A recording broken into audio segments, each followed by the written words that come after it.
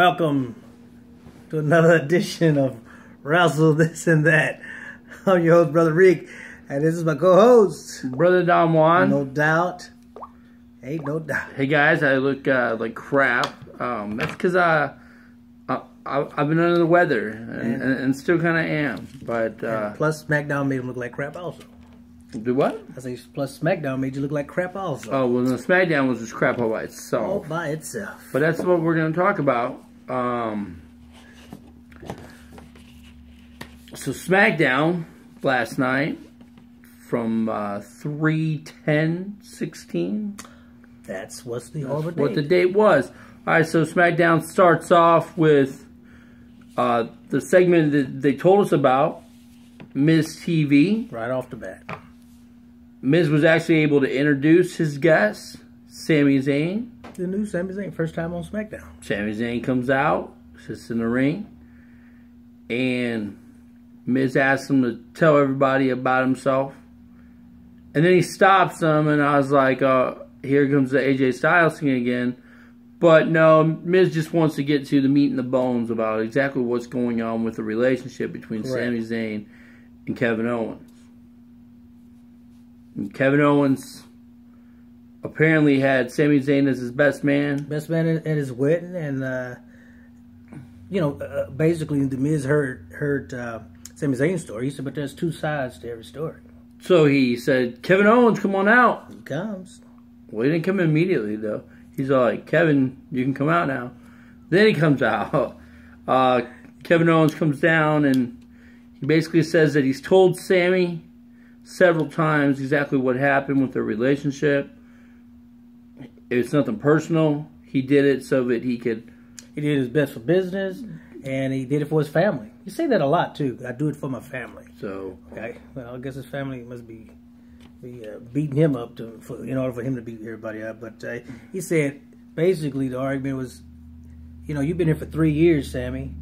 It only took me 6 months to capture a belt, which is true. He didn't lie about that. Right. And Sami didn't seem very happy with the answer. And Kevin told him, he said, hey, look, I'm the victim because what I did wasn't personal, but what you did at Royal Rumble and what you did on Raw, that was personal as far as he was concerned. Yeah, he was the victim. He said, that's okay because I'm coming for your... He said, I'm coming for your... Lunchtime, he said, I'm coming for your Intercontinental belt at WrestleMania. And of course, typical Kevin Owens, he said, you're delusional. He said, you've done nothing. You've done nothing to deserve a title shot. That's true, too. And he was on his way back up the ramp. That was it. And then the interruption happened, and it was Neville. Beat down Neville said, for Monday. Neville said, we still have unfinished business. I'd like another chance at that Intercontinental title. And the Miz told everyone to slow their roll up. Disrespected him.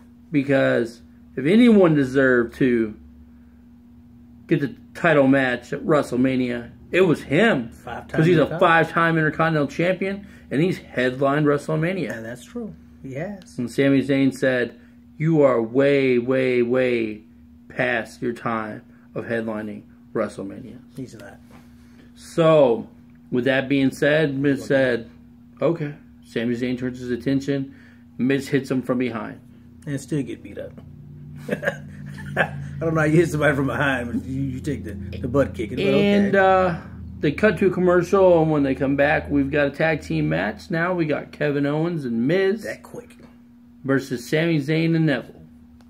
Tell me a little bit about the match. Well, Sami Zayn was very impressive for his first time out on SmackDown. I think he should have been in a singles match, if you ask me. But he had this tag team match going on, and basically he ran away with the whole match, if you ask me. He really did. And speaking of run away, perfect segment. Every time Zayn tried to get Kevin Owens in the ring, Owens would tag out or refuse a tag until the point where finally he had beat down Miz so bad that he threw him into the corner. Owens decides he's going to take the ball and go home. And it's take the belt and walk. Walk, Owens, walk. And so he gets the belt, and he wants nothing to do with Sami Zayn. And he leaves Miz high and dry. Sami Zayn throws him into a corner. And give him a boot. And he gets a... Did you hear what the name of it was? No. Me either. I guess that's why I was so excited. I think the match would have been a good match, man, if Owens would have got involved. I agree. Owens only involved and Neville. Probably the highlight of the match for me was when Sami Zayn got down on floors and Neville did the red arrow off his back. So Neville has so many different ways to be able to corkscrew his body in the air like that. That's pretty awesome. And they holding him down though, if you ask me. That was it. That was that exciting match. And Sami Zayn and Neville wins it. And after that, it was pretty much Raw all over again. Basically, second match was a rematch of Brie Bella taking on exciting Summer Rae. The match is even worse than it was on Raw, if you had a chance to watch it on Raw. But the only good thing about it was the cameraman was very appealed to Lana cross legs sitting on the announcer's table. I probably would have too. Can't blame him from there because the action in the ring wasn't very good. No. And Lana keeps on saying that, you know, she didn't disrespect Breeze. She was telling the truth. Americans don't understand that. What she's talking about, I have the slightest idea. I had no clue either. I don't know where they going with this match. Bree went for Bree mode, but she told Summer she was going for it. That's what he said. And she didn't get it. She haven't learned yet. She didn't get it. Keep her mouth shut. And but she did eventually get the yes lock on and got a tap out. And then Summer looked like she was going to come up behind, and Bree then eventually. Bree did get Bree mode after the match was over, and then when she turned around, Lana met her with another Bella Buster. Her own move at that. So that's just... So for the second week in a row, Bree gets hit with her own move, and Lana looks good. And Lana looks good, and Bree looks bad, and then she mocks with the yes. Yes. So it's basically the same thing Charlotte did a month ago, and at the pay-per-view. I don't know where they're going with this, and Lord knows it better not be at WrestleMania. Because it can't be at WrestleMania. It's not that entertaining to me, and I wouldn't be interested besides just seeing them both in their little shorts. Being honest. So Brie Bella wins with the submission. Then you got another segment with the Golden Truth, and this time it's Goldust in the bathroom. In the bathroom, man. Oh. And he's like, I need toilet paper, and R-Truth shows up, and he's got the toilet paper. And now we're just going around in the exact same circle. Like, it was neat and cute at first when it was Goldust. It's just getting worse now. Now it's just like, be a tag team, okay? I mean, like, I think that they're going to be a fun tag team in the ring. Stop dragging us along because it's getting worse. It's getting horrible. And just get in the ring and show us what you got. I mean, both of you guys is past due anyway, if you ask me. But if you're going to get something done, get it started. So maybe after WrestleMania, because don't put him in WrestleMania either. It was a bum segment also. It was waste of time. Unfortunately, they do this thing on Smackdown called Raw Recap, which is cool. It's like 5 or 6 minutes, right? But what Rico and I were discussing is right now SmackDown is failing miserably. Of course, even on USA. If we have USA and we're watching your show on SmackDown, there's a 99.99999% chance that we've already know what happened on Raw. That's correct. And we do not need 1 hour of 2 hours being what happened on Raw. That's why Raw's 3 hours long. Reminiscing on what happened. So, in that recap that they give us, this Raw Rebound or Raw Recap or whatever they call it, right? Recap everything. Don't just show me about the Dean Ambrose feud with Triple H. And then the rest of the night show me Shane McMahon's tribute video that you just showed me on Monday night. Shane McMahon and Vince McMahon going back and forth about you're not my son or breaking your picture. Right. That we saw Monday night.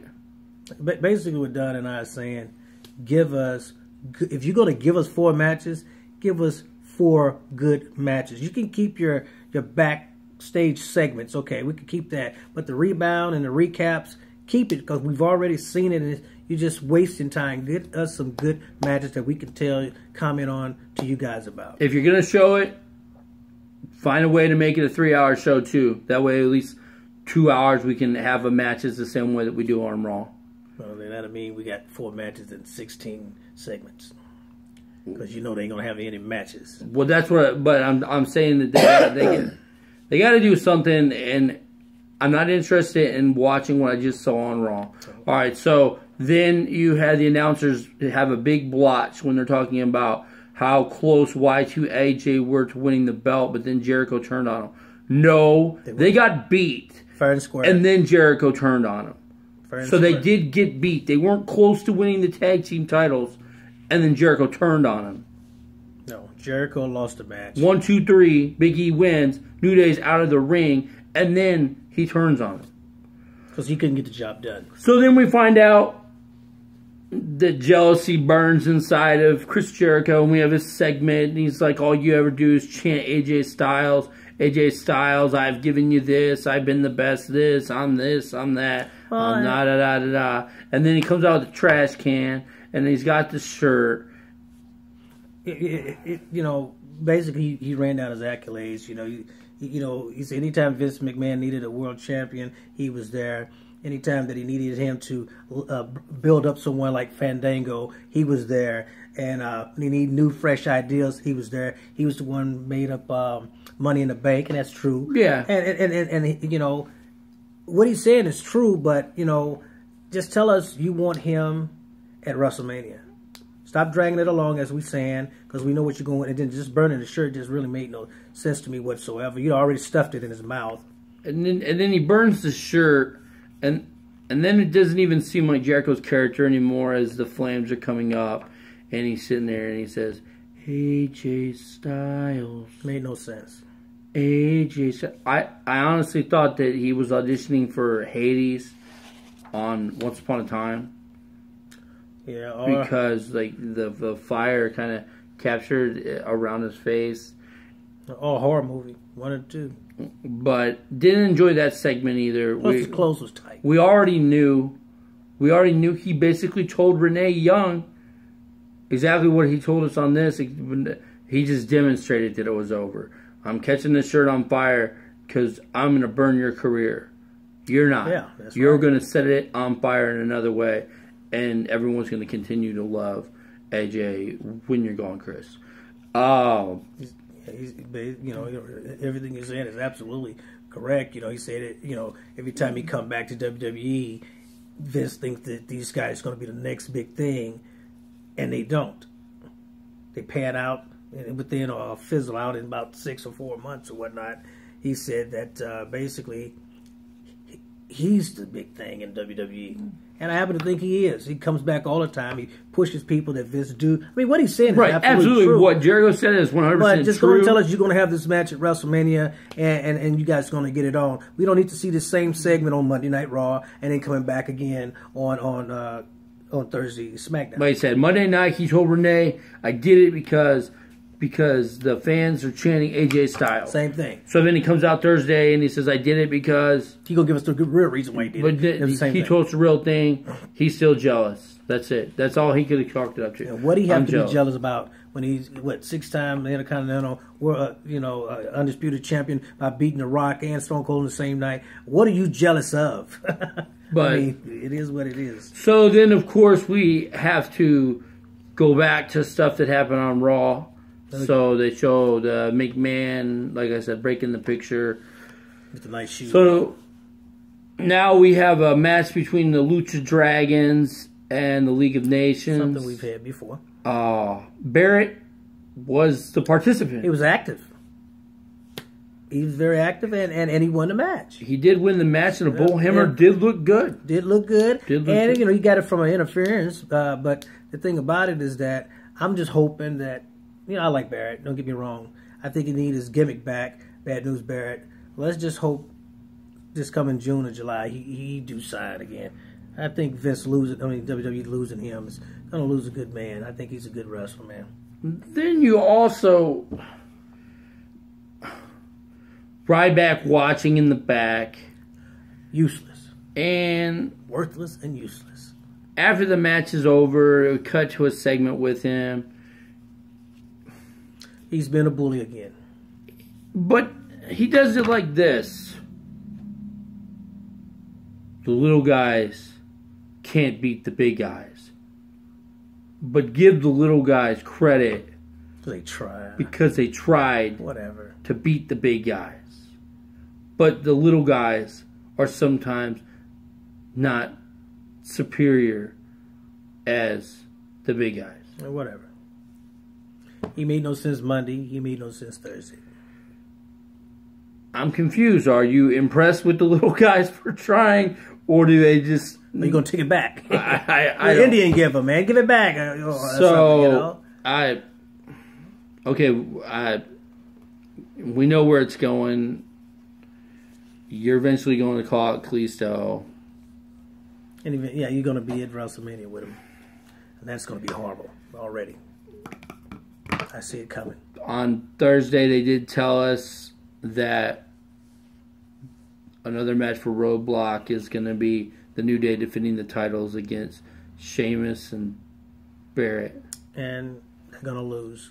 But we got predictions later. So. And, well, I guess the only good thing come out there is the League of Nations wins, and they continue 6 weeks in a row on a winning streak. So that's positive. We'll leave on that positive note.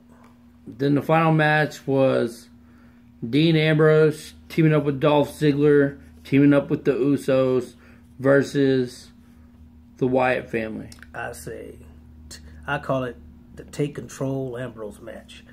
So that's exactly what happened. He shined at the end, and he was. And the Wyatts, I just do not know what to say about them whatsoever.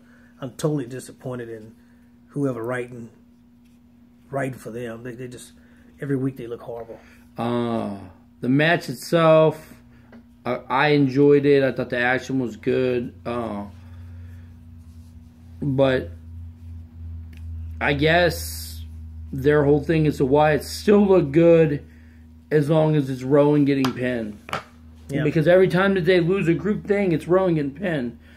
I understand that you had to push Dean Ambrose to winning the match. Right. He hits the Dirty Deeds on Rowan after he gets Braun Strowman to fall out of the ring.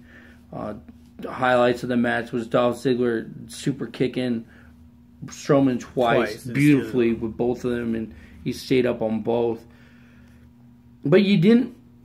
Bray Wyatt did one cool suplex.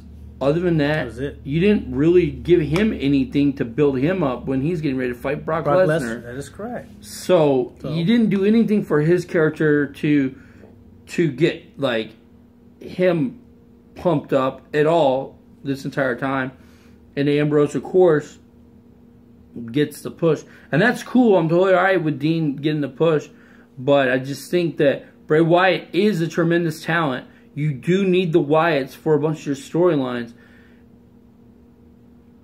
Caught in the shuffle. I mean, caught in the shuffle. Just there's really nothing going on that makes me believe that the Wyatts are getting what they deserve. They're not. Now, I know some people are like, well, I don't care because I don't like the Wyatts. Okay, that's great.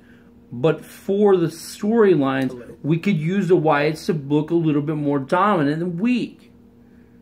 So Ambrose gets the Dirty Deeds, he gets the cover at the end, and then he gets picked up on the shoulders by Dolph Ziggler and the Usos, and then Ambrose stands alone on top of the corner, and he looks up, and he points to the WrestleMania sign, and will Dean get this WrestleMania dream? Will he? Point all you want to. No. Sorry. So I'm not sure what they're going to do, honestly. I'm not sure either, but I know beyond a shadow of a doubt he ain't winning no belt. So Dean gets the cover. Dean gets a win. Dean gets to shine by himself. He's got the big match coming up, and that, like I said, that's all fine. I'm not anti-Ambrose. I enjoy the guy in the ring, honestly. I think he's great for wrestling. I just don't understand what you're doing with the Wyatts. But unfortunately, guys, that's it for SmackDown. We had 4 matches. That's it.